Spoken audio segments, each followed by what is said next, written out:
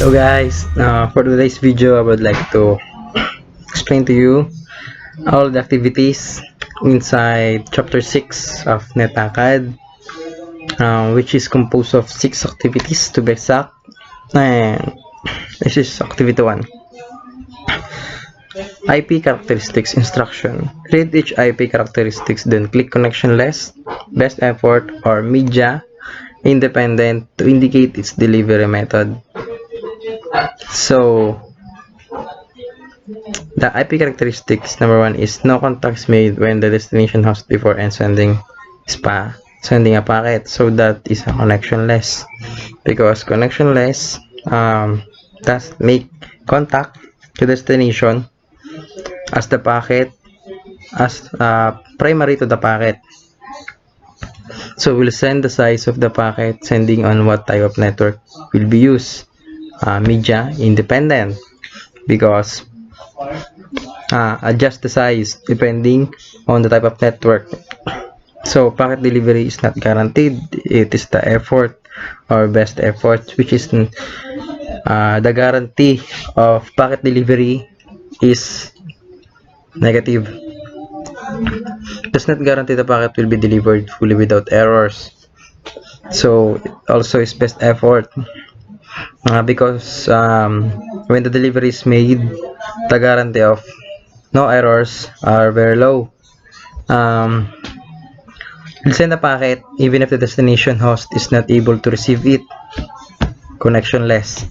If it's connectionless, the data that you send will be sent to the destination even the host is unable to receive it.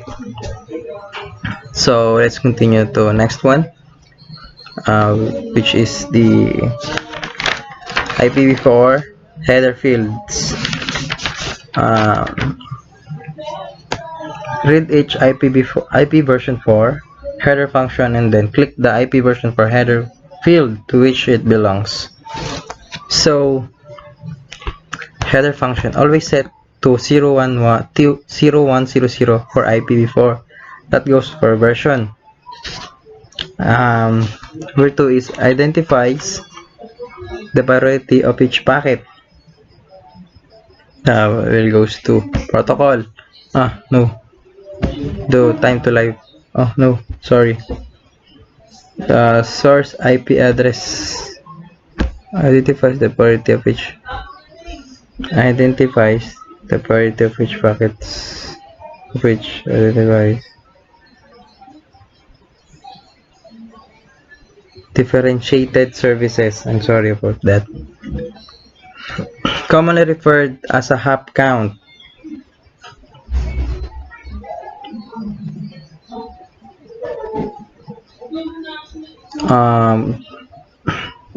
Commonly referred as a hop count. It's time to leave. Identifies the upper layer protocol to be used next. That's a protocol. Identifies the IP address of the recipient host. That's the source IP address. No. Of the recipient host destination. Sorry. The recipient. When recipient is used, it goes to the destination. And identifies the IP address of the sending host is the source IP address, and which is correct. Let's go on. IP version 6. Now in this a while ago it's IP version 4. Now it's IP version 6. To suggest that all packets receive the same type of handling of IPv6 routers. It's flow label. When this value reaches 0, the sender is notified that the packet was not delivered. So this field will notify the packet was not delivered.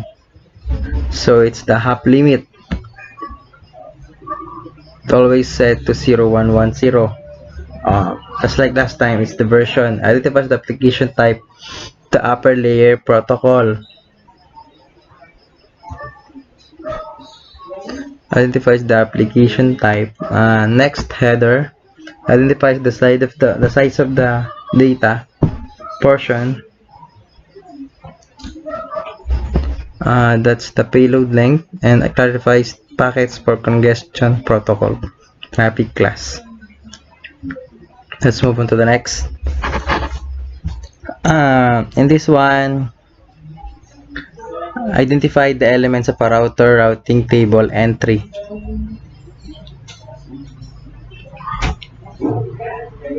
So, Nagka-video ka na? Ha? so in this one, identify elements of a router routing table entry.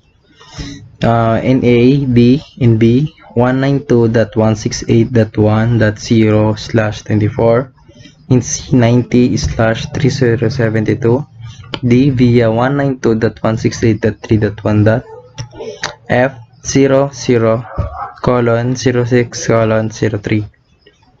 F, gigabit Ethernet 0/0. Instruction: a partial router routing table entry is shown. Each section of the entry is identified by a circled letter above it. Select the correct routing table entry each section for each to put the output. Number 1. Elapsed time since the network was discovered. Elapsed time. As you can see in letter E, it's 0.006, which means it's a time shown in this area, so it's letter E. The administrative distance, source, the metric to reach the remote network. Letter C, via 192.168.3.1. How the network was learned by the router. Letter C, 90. Low. Oh. Letter B, 192.168.1.0/24. Shows the destination of the network. It's D. It's letter A, D. The next hop IP address to reach the remote network. It's letter D. The via. The outgoing interface on the router to each destination network. It's letter F, which is the outgoing interface on the router to each destination network. It's the gigabit Ethernet //0. So let's check it. Oh, I have missed one. Number 3. Number 3 is letter A. The router network was learned by router. D. And shows the destination network is 192.168.10. Oh, sorry, my bad.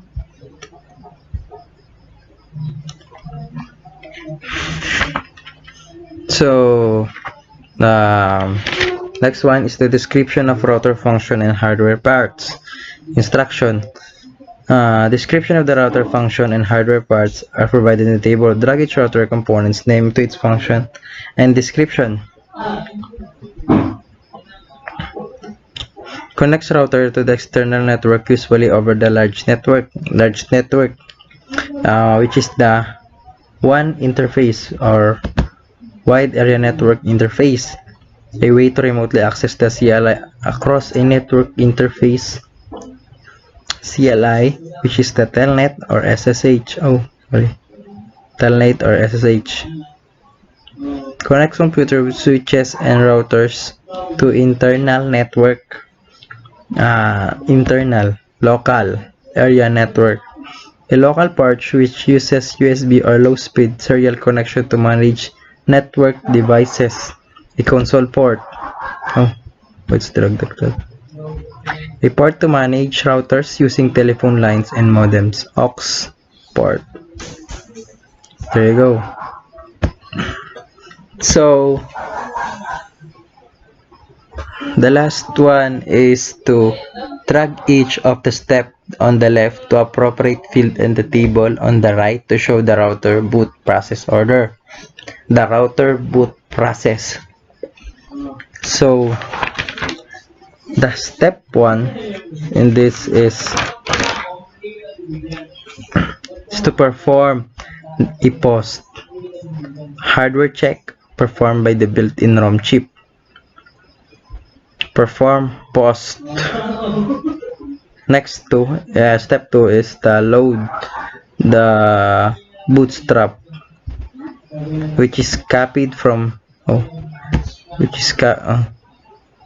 copied from ROM to RAM and locates the iOS.